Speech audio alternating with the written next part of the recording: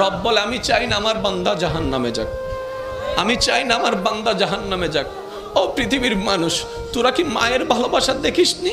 বাবা যখন মারতে মারতে তোকে বিছানায় শোয়াই ফেলেছে, ভাত বন্ধ করে দিয়েছে তোর অন্যায়ের কারণে, তোর মাটা তোর জন্য 2 বেলা ভাত খাই নাই, 3 বেলা ভাত খাই নাই, 4 বেলা ভাত খাই নাই।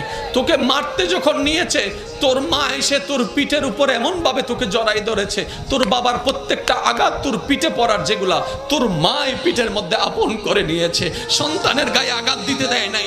ও মা, তোর কাছে এত মায়া কেন? ও মা, তোর কাছে এত ভালোবাসা কেন?